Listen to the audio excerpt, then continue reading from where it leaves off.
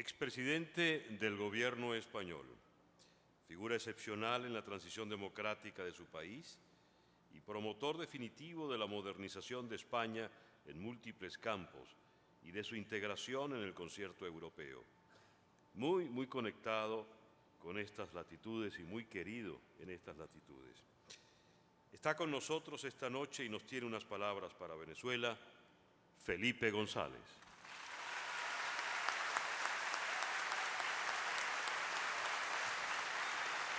Gracias.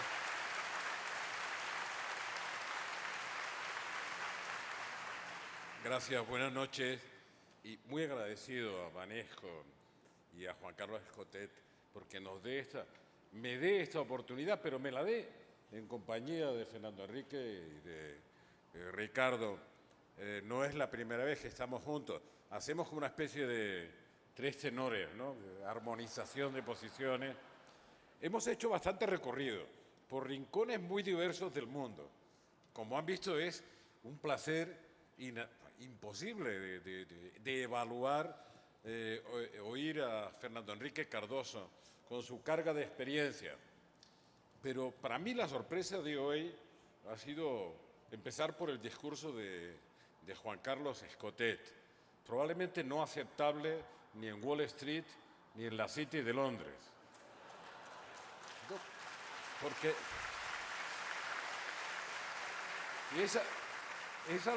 es algo que me viene golpeando personalmente desde el comienzo de esta última crisis, esta de la que no tiene ninguna responsabilidad América Latina, tan acostumbrada a provocar crisis como la crisis de la deuda de los años 80.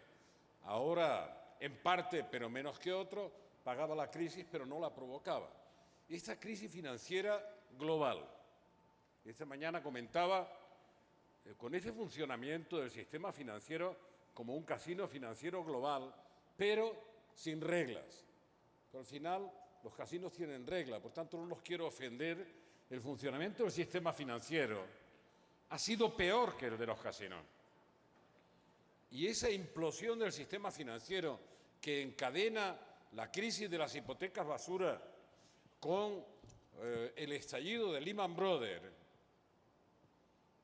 esa implosión de la burbuja financiera que aplasta la economía real y que provoca una recesión a nivel mundial, inevitable que sea a nivel mundial, pero olvídense, todas las epidemias tendrán caracteres de pandemia en esta sociedad interdependiente que llamamos globalización, en mayor o en menor medida.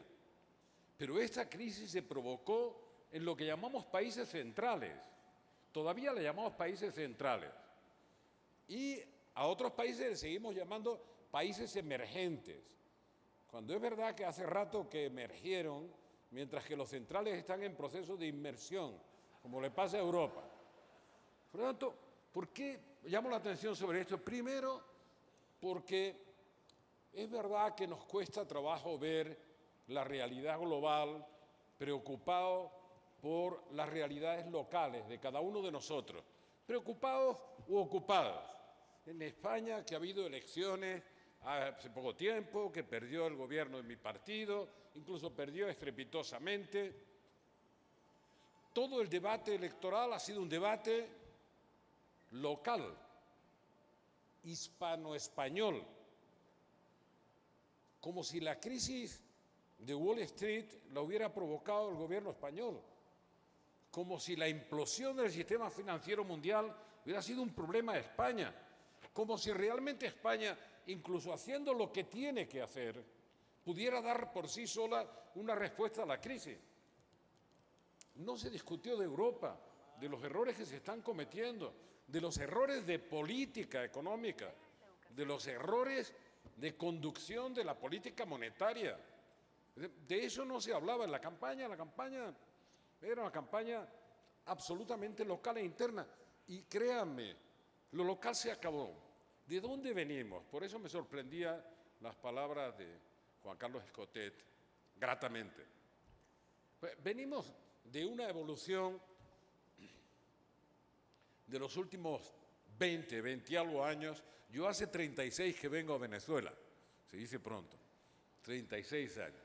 Pues venimos de esa evolución que coincide un hecho histórico que tal vez no sea pura coincidencia, es la caída del muro de Berlín y la desaparición del sistema comunista. Desaparición por fracaso. No es verdad que nadie empujara ese sistema. Por tanto, la desaparición de ese sistema supone la liquidación de las políticas de bloque. Entonces se queda solo un modelo que podemos llamar capitalista o de economía de mercado, como ustedes quieran, pero no hay un referente alternativo porque fracasó y desapareció. Los ejemplos que quedan no son significativos. No se puede decir que el sistema chino sea un sistema comunista. Bueno, se puede decir, formalmente se puede decir. En la práctica, en la realidad, es una economía de mercado. Se llama economía socialista de mercado, pero es una economía de mercado. Y cada día, además, con más reglas que lo exigen. Por tanto, nos encontramos con un solo sistema. Un sistema que acepta inicialmente el mercado, que tiene un freno en el temor a un sistema alternativo que podría ser la revolución comunista, y que eso hace al sistema autocontenido.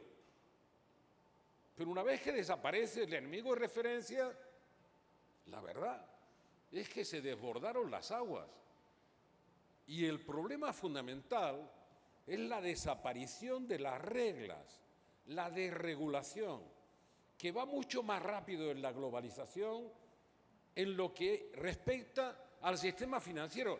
Ricardo Lagos participó conmigo en una comisión que creamos de 14 miembros, 14 personas, de todos los continentes, para analizar desde el año 96 hasta el 99 el efecto de la globalización y de la revolución tecnológica sobre la realidad mundial, la financiera, la económica, la política, los cambios que se estaban viendo venir ya entonces, informe que presentamos en la tribu ideológica a la que pertenecemos en el 99.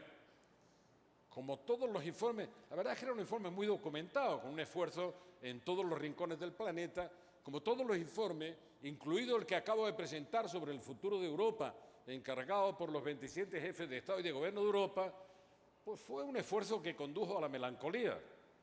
Allí estaba, todo el mundo lo aprobó y lo aplaudió, pero casi nadie lo leyó.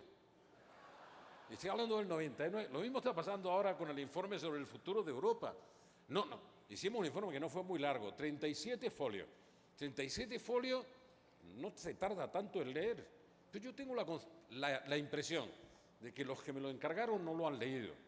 Y la mitad de los que me lo encargaron ya han cambiado porque la crisis se los llevó por delante, los arrastró. O sea que los nuevos no se sienten responsables del encargo. Entonces, ¿cómo situarles en una realidad que ha cambiado profundamente, que tiene su origen en la coincidencia de un cambio que supone la liquidación de la política de bloque, de los sistemas alternativos y, por tanto, esa cosa que veíamos en Fukuyama, el fin de la historia? Es un tipo excepcionalmente inteligente, pero qué frase más boba, qué tontería. ¿Cómo el fin de la historia? El comienzo de la historia, de una nueva, impulsada por una revolución tecnológica que ha hecho un fantástico milagro. El ser humano, desde que empieza a caminar buscando horizontes de comunicación con otros, se supone que en África, trata de comunicarse con el otro, como decía Fernando Enrique Cardoso, de comunicarse a través de lo que sea, de comunicarse, los flujos migratorios, las relaciones comerciales, las guerras de conquista, todos son flujos de comunicación entre los seres humanos. ¿Qué barrera teníamos? Teníamos la barrera del tiempo y del espacio. El tiempo que tardaba en viajar alguien desde el continente europeo al continente americano. El tiempo que tardaba en llegar una carta al pariente emigrado y volver. Y uno se enteraba de la mala noticia 7 meses después de que se produjera o 10. Bueno, el tiempo y el espacio no existen como barrera.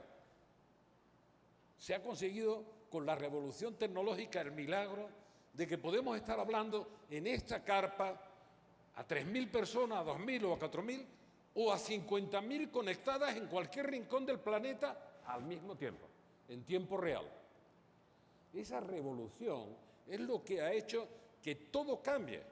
Y lo que más ha cambiado son las transacciones financieras, que viajan a la velocidad de la luz, pero no viajan administrando prudentemente el ahorro y entregando prudentemente el crédito para que crezca la economía productiva, para que se genere riqueza y con el excedente se pueda redistribuir con políticas públicas esa riqueza, incluyendo socialmente al mayor número de ciudadanos posibles. No, viaja a la velocidad de la luz esas transacciones financieras que, oyendo a Juan Carlos, quiero recordar que están llenas de humo, sin un contenido real, sin una relación efectiva con el crecimiento de la economía productiva, ni siquiera con la expectativa de una familia de tener una vivienda.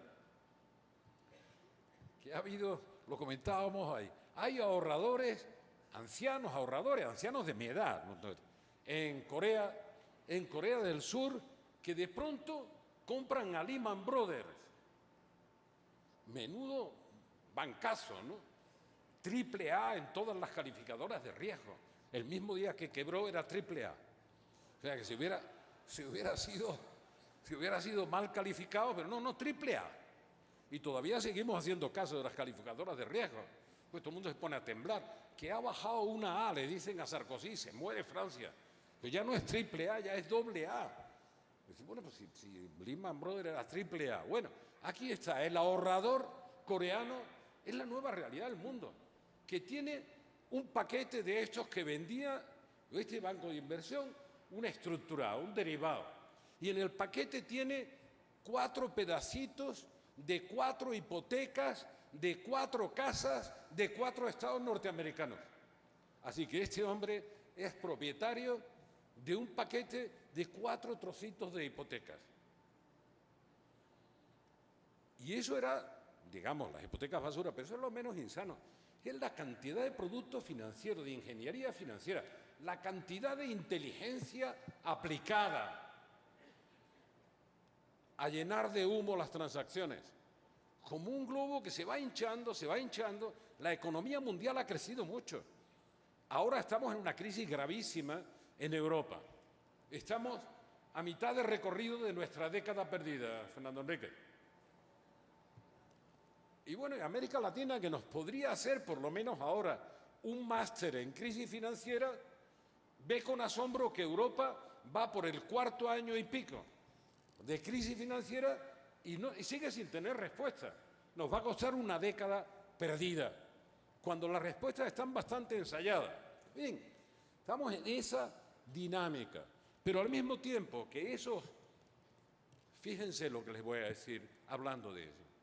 Hace 22 años, en el 89, Japón era imparable. Japón se iba a comprar el Rockefeller Center, la mitad de Australia, y no había manera de parar la expansión y el éxito de Japón. Pero Japón, Estados Unidos y Europa, lo que es la Unión Europea, eran como el 70% de la economía mundial, del Producto Bruto Mundial, y marcaban la pauta, eran los motores de la economía mundial. Ahora esos motores están gripados, se pararon. Y el crecimiento de la economía mundial, el 75% del crecimiento de la economía mundial, previsible para los próximos 15 o 20 años, se reparte entre 10 países emergentes. Ninguna esperanza de que el crecimiento de la economía mundial en los próximos 15 o 20 años venga de Europa, ni de Estados Unidos, ni de Japón. Por primera vez en 20 años, Japón crece un 2% este año como consecuencia de su guerra particular, que fue el tsunami y aquella desgracia terrible que le obligan a reconstruir el país. En esa nueva realidad, cuando hablaba Fernando Enrique Cardoso, decía, hay un estado de ánimo en Brasil. Y es verdad, como hay un estado de ánimo, créanme, acabo de estar en China. un estado de ánimo en China. De tal manera que podríamos analizar la nueva realidad mundial por los estados de ánimos. Sí, parece poco científico, pero es mucho más científico que lo que nos dicen los economistas. Si no,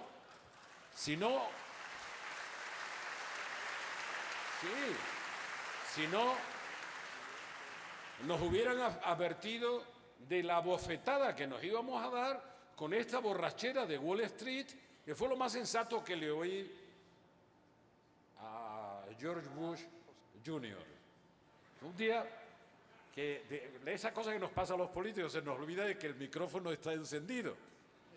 Y terminó una intervención después de la implosión de Wall Street, y cuando terminó se volvió a lo suyo y dice: estamos pagando la cruda de Wall Street.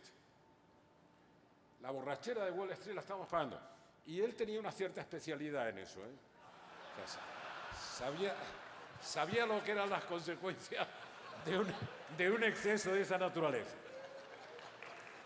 Pero créanme, dice, los estados de ánimo. ¿Qué es lo que piensa el brasileño? No, América Latina son muchas Américas Latinas. Aunque compartamos muchas cosas, pero hay muchos caminos de América Latina, que decía un día nuestro amigo Sanguinetti con su círculo de Montevideo, dice, los caminos de América Latina. Yo le decía, los caminos de las Américas Latinas, porque no hay un solo camino, así que hay varios, aunque hay muchos elementos comunes. Pero el estado de ánimo de Brasil es un estado de ánimo muy positivo, igual que el de Asia. ¿Por qué?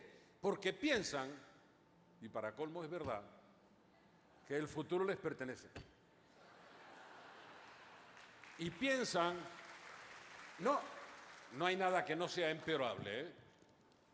Yo cuando me dicen, bueno, ya el mundo está tan interdependiente que el margen de error para las políticas macroeconómicas, inflación, desequilibrio, balanza de pago, el margen de error se ha estrechado mucho. Digo, no. Lo que se ha estrechado es el margen para hacer las cosas bien.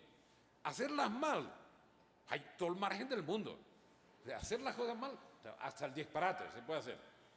El margen de error es para hacerlo bien, en una economía interdependiente, interconectada, en la que cada país y cada región se tiene que preguntar en serio, ¿cómo nos insertamos en este mundo globalizado, interdependiente económicamente, de manera que podamos competir, tener éxito y crear el valor suficiente, añadir el valor suficiente para mantener la cohesión social? El estado de ánimo de Brasil es muy bueno y tiene razón para hacerlo, pero también el de China, el de la India. Sigue habiendo 800 millones de pobres en la India. Pero hay una conciencia de que el futuro lo tienen en su mano, como en Brasil.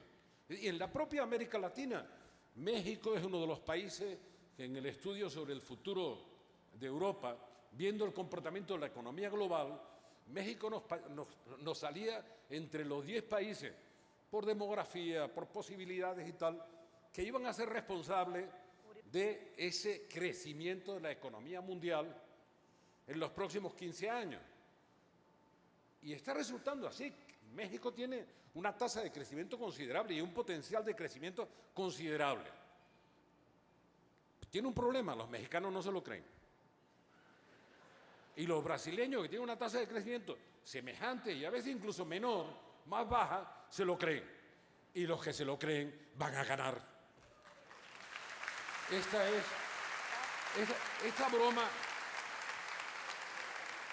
Esta broma que nos hacen los economistas, que nos dicen que la economía es una ciencia, pero esa puñetera ciencia se basa en la confianza.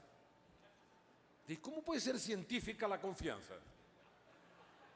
En Europa lo que ocurre es lo contrario que en Brasil, que la generación actual, la que tiene 40 años, 40 o 50 años, y la generación de los jóvenes piensan que los hijos van a vivir peor que los padres.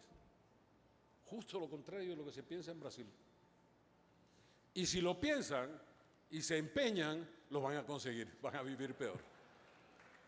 Así que de verdad tenemos que analizar no perder la perspectiva, no solo lo que nos pasa en casa, sino lo que pasa en la región y en el mundo. Y América Latina tiene una de las mejores oportunidades de su historia. Lamento decirlo, ¿por qué? Y no es solo un problema de palabras, como palabras para Venezuela, sino de condiciones. Las relaciones de intercambio han cambiado, se han modificado, y se han modificado para quedarse.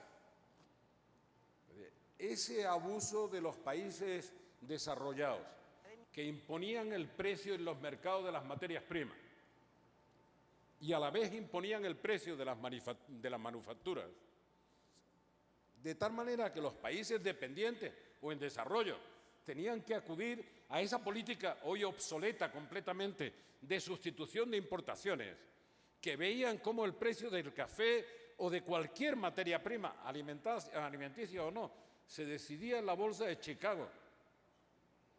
Y el precio del tractor para trabajar la tierra, el de la manufactura también se decidía, y el de los insumos en los mercados centrales, eso se acabó.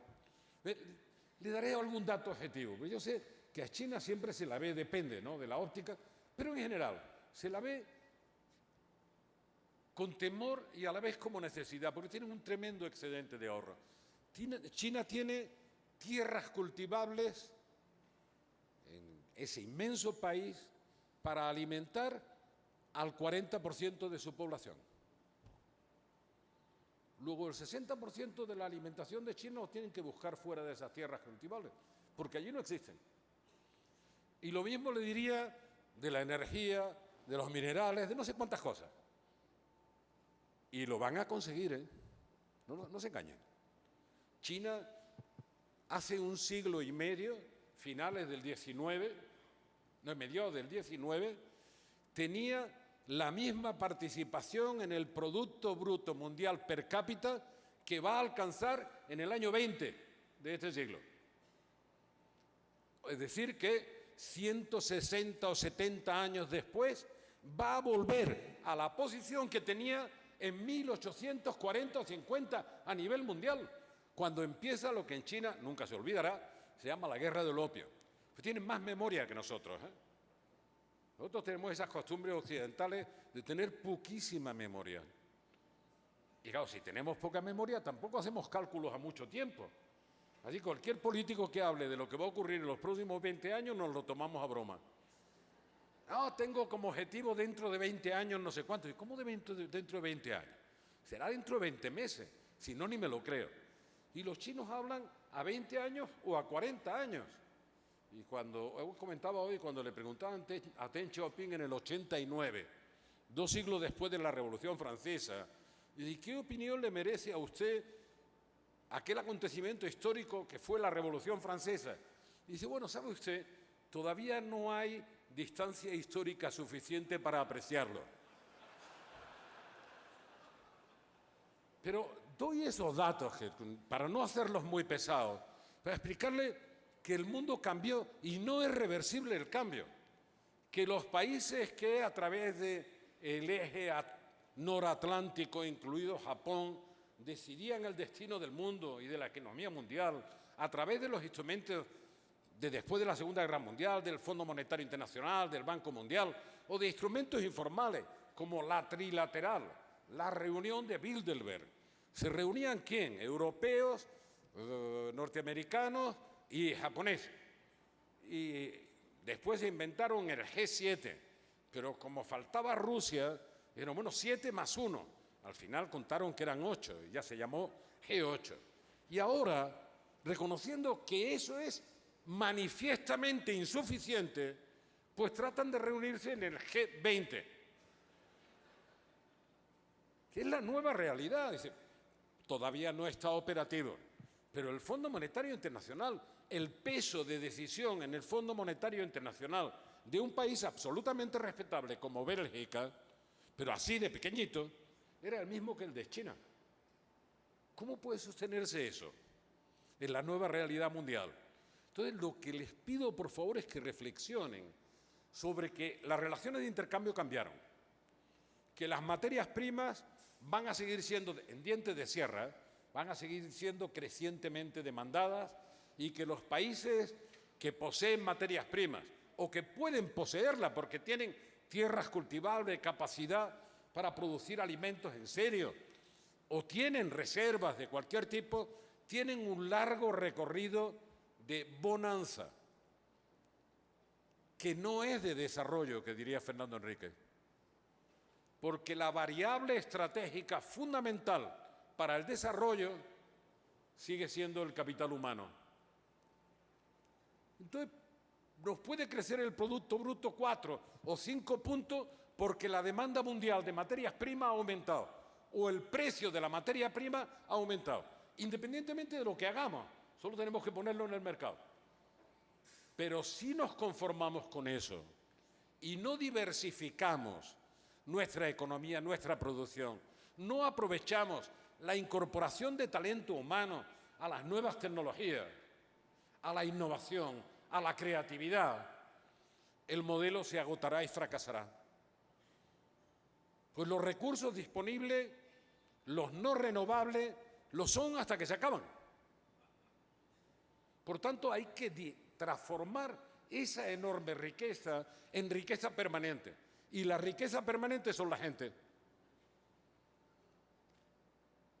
Mucho más importante como variable estratégica que los demás.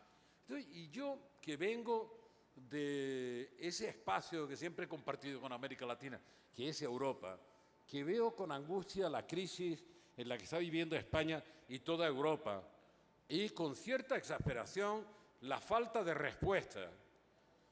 El tratar el problema de la deuda europea como un problema de solvencia, que no lo es. El ver como en la última reunión del G20, la Unión Europea, la zona euro, le pide a Brasil y a China, pero le pide a Brasil que participe con su ahorro en el fondo de rescate de la deuda europea.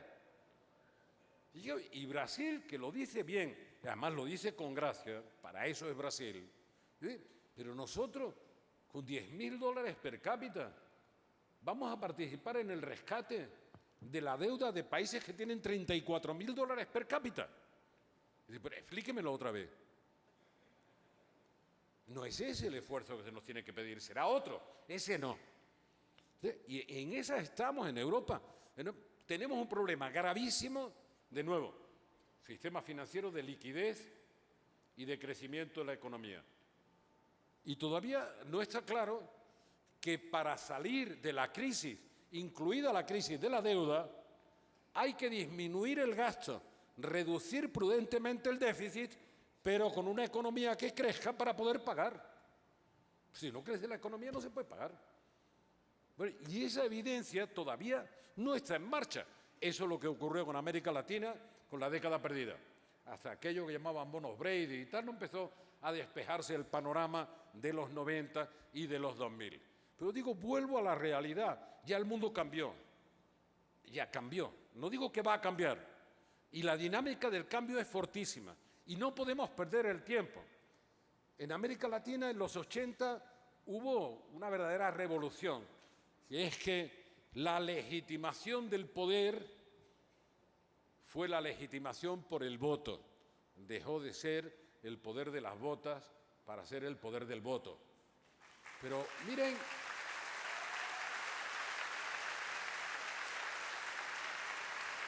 que de las palabras que decía Fernando Enrique Cardoso se deduce una realidad fantástica. El poder tiene legitimidad de origen en democracia por el voto, pero tiene legitimidad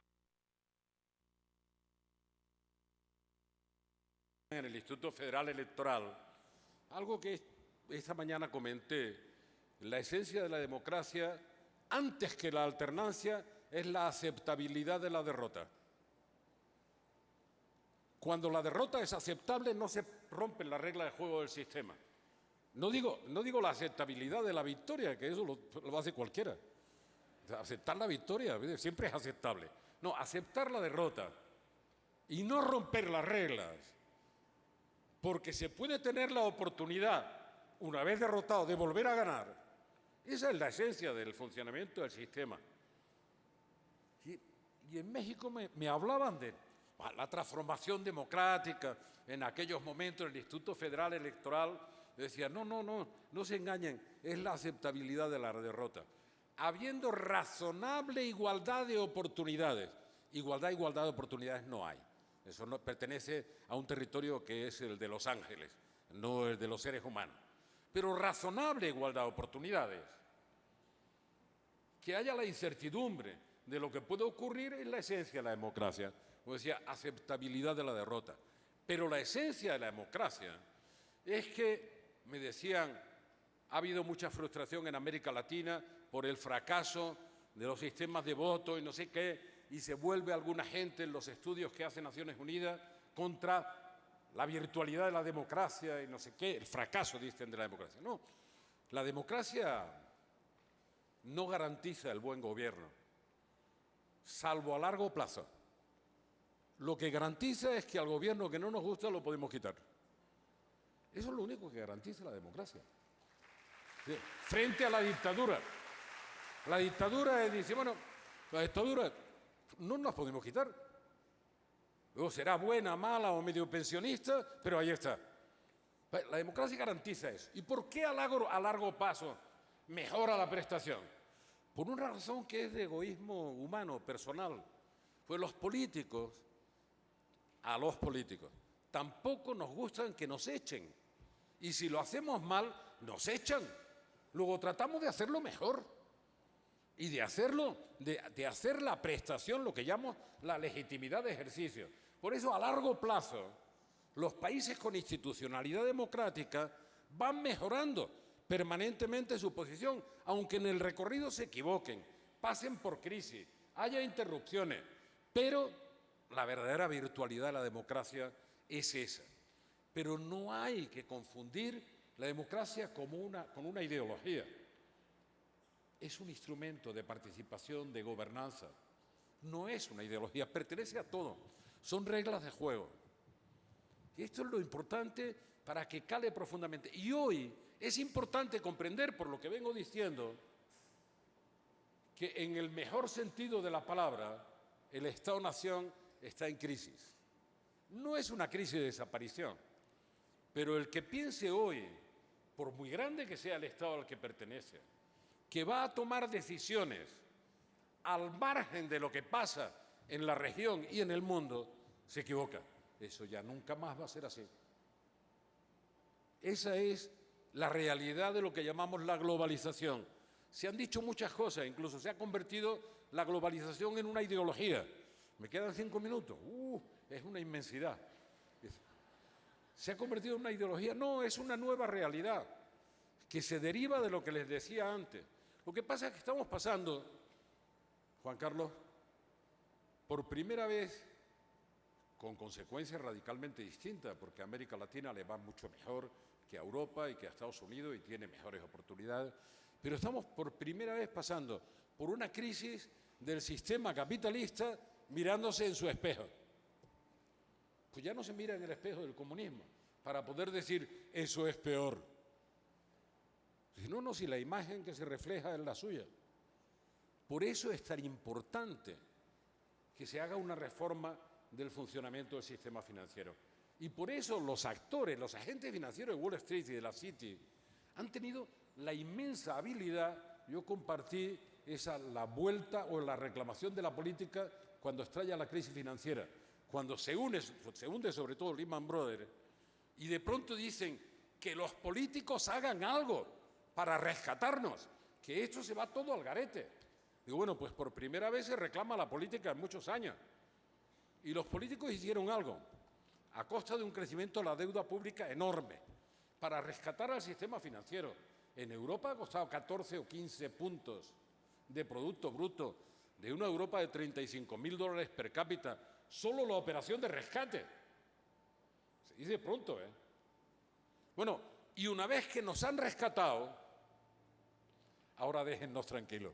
Dice, no, hombre, lo vamos a rescatar, pero de verdad, para que no cometan otra vez los mismos errores. Pues no. Ahora, ¿qué es lo que pasa? De nuevo, a la política se le dice, no, usted ocúpese, que es lo que está pasando en Europa, de resolver el problema de la deuda, que es su obligación y su responsabilidad. no se ocupe de regular el funcionamiento del sistema financiero para hacerlo previsible. Eso no, déjenos seguir en lo que andábamos. Por tanto, mi temor realmente es que sin un cambio en esas reglas de juego que lo hagan previsible, estaremos incubando la siguiente implosión del sistema financiero, para que los gobiernos democráticos ya no tendrán margen de maniobra para pedirle un nuevo sacrificio a los ciudadanos para rescatar a los que nos llevaron a la crisis. Esta es la realidad, y una realidad que me lleva a concluir mi intervención con algo que sí me ha enseñado la experiencia de tantos años. Para algo debe servir esa experiencia. Porque yo no he querido entrar, ya lo hice aquí en Venezuela hace unos años, en contarles mi experiencia de poder de 14 años. Recuerdo que empecé diciendo, y a los 14 años hasta yo estaba cansado de mí mismo. ¿Cómo no iban a estar cansados los demás? Pero me decían, ¿y qué pasó? Porque he visto una nota de agencia hoy diciendo no sé qué sobre la política neoliberal que yo practicaba en el gobierno, cosa que oía entonces, aunque ahora en plena crisis, oigo que los que me criticaban entonces reclaman como conquistas irrenunciables lo que yo hice entonces y me criticaban. ¿Qué hice? Pues sanidad universal para todo el mundo, educación hasta los 16 años para todo el mundo y sistema de pensiones incluido para la gente que habiendo trabajado no habían podido cotizar. Bueno, una vez es verdad que estuve con el secretario de Estado del Vaticano y le dije, pero también las monjas de clausura tienen pensiones no contributivas, aunque lleven 50 años rezando, que es un trabajazo, ¿eh?